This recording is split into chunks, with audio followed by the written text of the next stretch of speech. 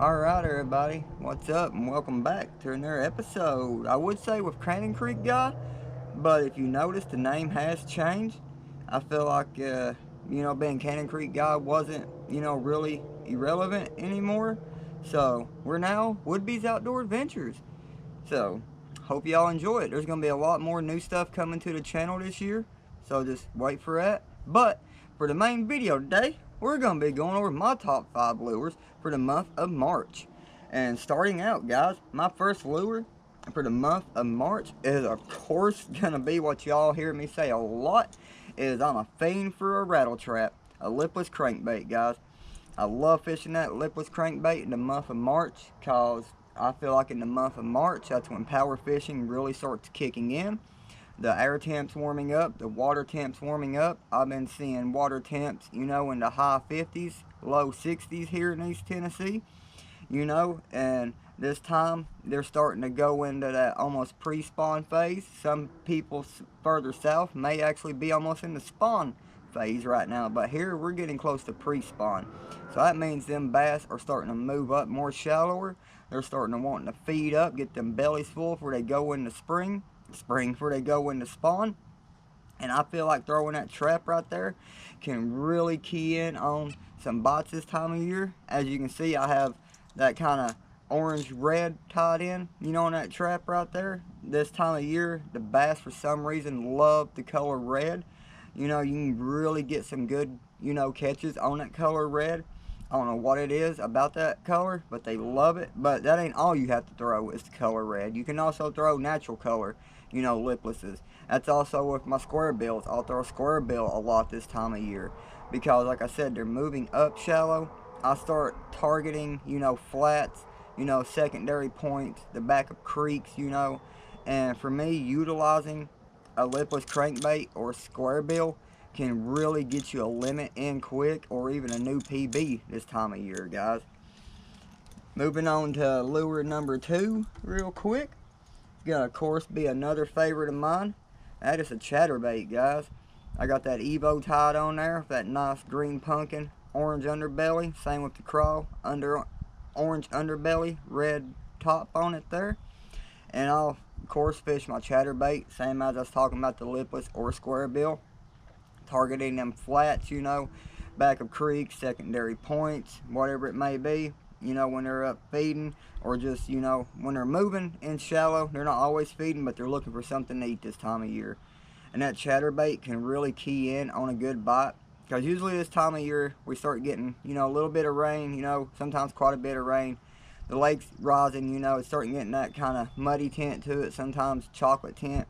And the vibration from that blade right there on that chatterbait can really key in them bass and really help you get a limit in very quickly. On the lure number 3 real quick, a lot of people put it down after winter, but me, I keep throwing it all through spring, sometimes even in the summer if I can get on a good offshore bite with it.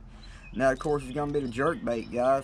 I love throwing that jerkbait because, like I said, they like that color red this time of year, but they're also going to be wanting to feed up on shad, because not only are the bass moving up, shallower, so are the shad.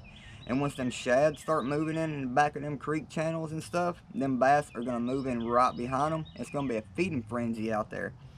But unlike in the wintertime, how I've explained before, jerkbait fishing, you're doing them, soft snaps, long pauses. In the springtime, it's all about chucking that jerkbait out there, and I mean just snap, snap, snapping it. There's days I'll go out with my jerkbait, and I'll get on a good spring jerkbait bite, and oh my goodness, by the end of the day, my wrist feels like it's broke from where I'm just sit there and just snap that rod literally all day long, And like I said, your water clarity depends on how much rain you've got and stuff, can depend on your jerkbait color. That's why you see here, I got that nice bone with that chartreuse underbelly tied on there. I'll even throw a crappie pattern that I have. And that jerkbait, like I said, don't put that jerkbait down once winter time's over. Keep that jerkbait glued in your hand, especially in early spring, around shad spawn, all that good stuff. Make sure, you're getting in on a good jerkbait bite. Another favorite of mine, guys, lure number 4. It's gonna be a big swim bait. Love throwing a big swim bait. I'll throw a big swim bait year round if I can. As long as they're wanting to hit it, I'll throw a big swim bait year round.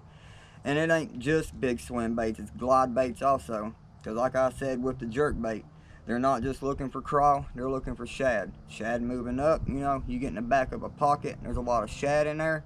They're not wanting to say hit that jerk bait. Tie you on a big swim bait or a big glide bait and chuck it out there. You're bound to get hit. And usually when I'm throwing this, you know, a big swim bait or glide bait, I mean, you will catch, you know, dinks, but you do tend to actually catch on to a good one, you know. So that's why I love fishing that this time of year.